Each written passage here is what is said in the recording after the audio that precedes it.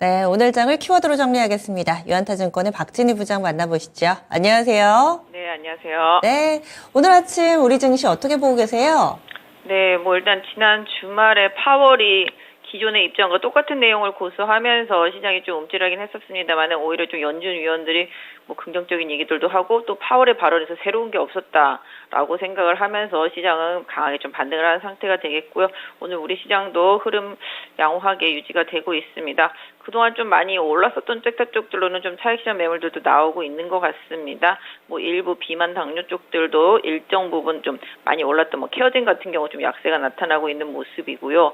그 외에 한미약품도 좀 마이너스로 좀 전환된 모습 보실 수가 있겠습니다. 전체적으로 이런 쪽에서는 좀 약세 흐름이 좀 나타나고 있고, 그다음에 반도체하고 2차 전지도 상승은 하고 있지만 탄력이 좀 떨어지는 모습이 보여지고 있습니다. 상대적으로 지금 중국 관련주들이 지금 강하게 열풍이 불고 있습니다. 일본의 원전 오염수 때문에 또 중국에서 반일 감정, 그래서 여행도 한국으로 유턴한다, 이런 얘기하고, 일본으로 단체 관광, 안 갈 것 같다, 이런 얘기 계속 나오면서 지금 국내 백화점, 면세점, 카지노, 화장품, 밥솥 지금 난리가 났습니다. 이런 쪽들 위주로 계속 강세 보여주고 있는 모습 보실 수가 있겠고요. 전체적으로 지금 본다라면은 2차 전지 반도체가 탄력은 떨어져 있지만 중심을 잡아주고 있고, 그동안 좀 많이 빠졌던 일부 리튬 관련주들도 좀 반등을 해주고 있는 모습이고요. 결국은 전체적인 큰 핵심은 좀 중국 관련 소비주 쪽으로 쏠렸다. 그다음에 일본 오염수와 관련된 부분과 반대로 수혜받는 쪽은 강세, 피해받는 쪽은 약세, 수산물 관련주들 약세고요. 그다음에 그동안 좀 시장을 리딩했던 테마주들이죠. 양자 암호라든지 초전도체라든지 이런 쪽은 일정 부분 좀 약세가 진행이 되고 있는 모습이 눈에 띄고 있습니다. 네, 그러면 첫 번째 키워드부터 보겠습니다. 가장 좀 파급력이 큰 쪽, 그리고 또 영향을 받는 쪽, 중국 소비주들 많습니다. 화장품, 면세점, 밥솥, 많은 이 중국인들이 뭘 사가나 이와 관련된 종목군들은 대체로 급등을 하고 있는 모습인데요. 어떤 식의 대응 전략 필요할까요? 네, 말씀하신 대로 뭘 사가나 봤더니 밥솥을 많이 사가더랍니다. 그리고 또 화장품도 마찬가지가 되겠죠. 그래서 결론적으로는 사실 면세점이 가장 큰 수혜죠. 글로벌 텍스프리라는 회사하고 면세점 이런 쪽들이 수혜입니다. 그래서 면세점, 그다음에 카지노, 롯데관광이라든지 파라다이스 계속 말씀드렸지만 강하게 올라가는 주는 모습 보실 수가 있겠습니다. 결국은 일본으로 안 가고 정말 국내로 유턴한다. 그러면은 국내 관련주들에 대해서 회의적인 시각이 최근에 좀 있었던 부분이 좀 다시 완화되면서 관련 소비주들이 좀 좋은 흐름을 보일 수밖에 없겠습니다. 그러다 보니까 오늘 밥솥 관련주들이 급등하고 이게 좀 옛날과 좀 데자뷰되는 현상이 있네요. 옛날에 유커, 따이공들 면세점 앞에서 진을 치고 있었을 때 그때 좀 잘 갔던 종목들이 강하게 흐름이 좀 나타나고 있네요. 그래서 이런 것들 움직입니다. 그래서 결론적으로는 면세점이 가장 수혜다. 그래서 항상 말씀드리지만 호텔신라, 현대백화점, 신세계 이런 쪽들에서 좀 보시는 게 맞겠고, 그다음에 이제 롯데관광개발이 더 제일 큰 수혜다. 그래서 롯데관광개발 제주도에 있기 때문에 크루즈선이 계속 간다고 그러잖아요. 그래서 이런 부분들 보시면 좋겠다 말씀드리겠고요. 국내적으로는 아난티 이런 부분들도 저가권에 있기 때문에 한번 호텔이라든지 레저 이런 쪽으로 해서 좀 보실 수가 있을 것 같고요. 오늘 보면 의료주들도 좀 많이 오르고 있습니다. 한세실업도 많이 오르는 모습이고 영업무역도 좋은 흐름 보여주고 있습니다. 최근에 중국 소비와 관련된 게 화장품뿐만 아니라 의류 쪽 이런 쪽으로도 계속 흐름이 좀 나타나고 있기 때문에 상대적으로 좀 덜 올랐었던 종목들 한번 찾아보셔야 되는데, 최근에 감성 코퍼레이션 이런 것들도 계속 레포트 나오고 주가 흐름이 괜찮았었잖아요. 또 중소형 화장품도 마찬가지로. 그래서 전반적으로 시장이 지금 또 이렇게 중국 관련 소비주 쪽으로 좀 테마가 형성되어 있다라는 점 좀 염두에 두시고요. 관련 기업들이 실적이 정말 최악을 지나면서 지금보다 확실히 좋아질 수밖에 없는 상황이다라는 거죠. 알고 보면 진짜 중소형 화장품 업체들 실적 많이 좋아졌고 의류 업체들도 실적이 좀 개선될 것으로 보여지고 있기 때문에 그 안에서 좀 좋은 결과를 보여줄 수 있는 종목들 선별해서 좀 투자하시고 범용적으로 좀 수혜볼 수 있는 기업들도 꾸준히 보시면 좋겠습니다. 이런 종목군들을 시세 낼 때 짧게 챙기는 게 좋을까요? 아니면은 조금 바이앤홀딩도 가능하다고 보세요? 이게 좀 실적으로 연결되는 부분이 많이 큽니다. 보시면 이제 감성 코퍼레이션 같은 경우는 지금 벌써 바닥에서 한 2배 이상 올라와 있는데도 계속 레포트 추천들이 나오고 있고요.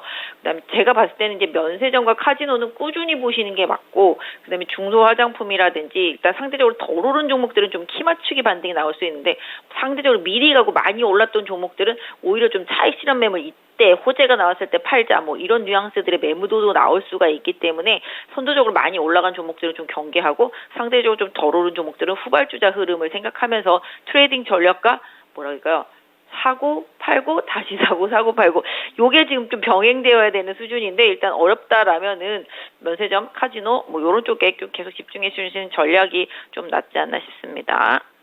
좀 꾸준하게 움직이는 면세 카지노는 바이앤홀딩이 가능하고 나는 단타도 가능하다 하시는 분들은 화장품주라든지 조금은 좀 변동성 크게 움직이는 종목군들의 잔파도를 타보는 것도 또 하나의 대안이 되겠다. 여러 가지 선택지를 주시네요. 중국 소비주 첫 번째 키워드였고요. 다음 두 번째 키워드 넘어가겠습니다. 꾸준히 이 시간에 언급을 해주시죠. 또 그만큼 시세도 나고 있는 로봇 관련된 종목입니다. 오늘 로봇 전체적으로 크게 주목받지는 못하지만 그래도 또 꾸준하게 오름세를 나타내고 있습니다. 로봇주 어떤 쪽 보시나요? 네, 로봇도 이제 조용히 흐름이 좀 이어지고 있죠. 지난주에 조금 네이버에 조금 실망하면서 로봇과 인공지능이 조정을 받긴 했습니다만은 로봇 관련주들 뭐 역시 두산을 중심으로 해서 강세가 이어지고 있습니다.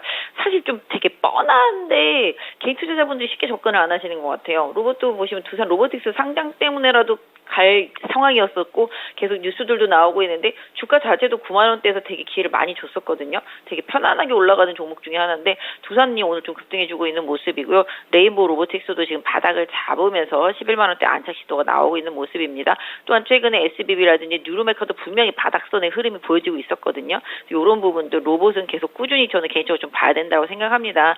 인플레랑 관련해서도 마찬가지가 되겠고요. 그래서 로봇 관련주들도 꾸준히 조금 관심을 갖고 좀 보시는 게 좋겠습니다. 사실 지금 반도체 2차 전지가 초반보다는 지금 많이 내려왔습니다. 그래서 좀 눈치 보여주고 있고 사실 반도체들도 뭐 다들 오버슈팅이라고 생각할 만큼 많이 오른 상태이긴 많습니다만은 그럼에도 불구하고 하이닉스를 중심으로 해서 하이닉스랑 고사양과 관련되어 있는 업체들은 조정이 오면 그것도 역시 기회다라고 생각하시면서 좀 보실 필요는 있겠습니다. 그래서 결론적으로 2차 전지나 반도체는 기술적인 대응, 그러니까 아까 말씀드렸던 대로 단기적으로 이격이 많이 벌어지면 매도, 이격이 다시 좁혀지면 재매수 이런 식으로 하면서 추세 대응을 하시는 게 맞겠고 로봇 관련주들과 인공지능은 역시 이 흐름에서 뉴스가 나왔을 때 뭐 특히 엔비디아라든지 그 외에 뉴스가 나왔을 때 반응을 하고 있습니다만은 인공지능도 뭐 네이버에 반응했다가 조정에 들어오긴 했습니다만은 역시 좀 주가는 좀 바닥선에 있는 모습이고요. 상대적으로 로봇 같은 경우는 개인적으로는 뭐 최근에 그냥 기술적인 흐름으로만 봤을 때는 바닥을 좀 잡아가고 있는 상황이고 아까 말씀드렸던 대로 인플레와 관련해서도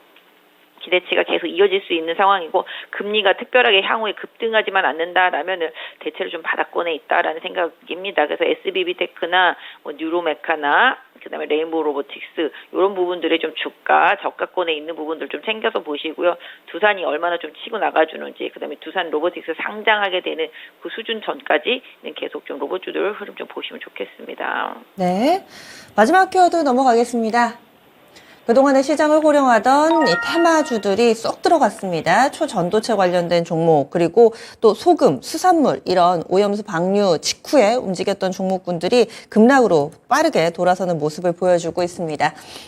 오염수 방류, 이에 따른 나비 효과를 중국인 관광객이 유입, 반사 효과를 보는 거고, 그리고 또 같은 맥락에서 오염수 방류로 이 수산물이라든지 소금주들이 움직였는데 이쪽은 또 빠지고 중국 소비 쪽은 오르고 이런 흐름을 좀 어떻게 봐야 될까요? 네, 말씀하신 대로 다른 테마가 생겼으니까 또 다른 테마 쪽에서 차익 실현 매물이 나왔다고 보시는 게 좋겠습니다.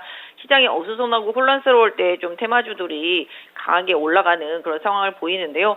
그렇다라고 뭐 이 해당 테마주들이 정말 엄청나게 많이 빠지진 않거든요. 최근에 이미 많이 빠졌기 때문에 그럼에도 불구하고 일단 테마주는 제자리로 복귀하고 있는 상황이다라고 말씀드릴 수가 있겠습니다. 그 기업의 본연의 가격대로 다시 거의 다 대부분이 원복했다라고 보시면 좋겠고, 그 다음에 뭐 아까 말씀드렸던 대로 뭐 수산물 관련주라든지 뭐 이런 부분들, 뭐 그러니까 약간 좀 단기 테마면서 그 단기 테마가 그 기업의 뭐 실적으로 강하게 다시 연결되지 못할 것 같은 기업들은 빠진다는 거죠. 닭 같은 게 그렇잖아요. 육개 같은 경우도 그렇게 난리를 치면서 올리더니 지금 다 빠지고 있잖아요. 수산물도 마찬가지가 되겠고, 그래서 이게 테마주는 영원하지 못하다라는 걸 다시 한번 여러분이 상기시켜 보실 필요가 있겠습니다. 그래서 결론은 실적이고요. 그다음에 또 사람들이 잘 잊어버립니다. 오염수 방류화된 부분들 또 금방금방 와 하지만 또 어느 순간 또 잊어버리고 뭐 생선 잘 사서 드실 수 있는 그런 상황이 분명히 올 거라고 생각을 하고 있습니다. 그래서 일단은 뭐 초전제체라든지 아까 말씀드린 육개 테마라든지 뭐 수산물 테마 다 마찬가지로 약간 테마에 움직인 것들은 결국은 실적으로 수렴한다라는 점 반드시 좀 염두에 두시고요. 오히려 지금 테마주들의 흐름이라면 아까 말씀드린 중국 관련주들이 산업적으로 확실히 좀 테마를 타고 있는데 이 기업들은 그냥 하루 반짝하고 말 건 아닌 것 같고요. 기본적으로 중국에서 계속 관계 개선으로 인해서 단체 관광객이 들어오는 거 약간 9월 말 정도 국경절 연휴가 좀 뭐랄까 피크 내지는 어느 정도인지를 좀 가늠해 볼 수 있는 가늠자가 될 수 있는 기준이 될 것 같은데요. 일단은 오히려 테마주 할 거면 차라리 이쪽이 낫겠다. 다만 이쪽도 많이 오르면 팔고 다시 빠지면 사고 이런 트레이딩 흐름은 좀 반드시 좀 필요하지 않나 싶습니다. 네, 오늘 마지막 이 키워드는 결국 테마는 테마다 이렇게 정리해 볼 수 있겠네요. 오늘 자세한 말씀 고맙습니다.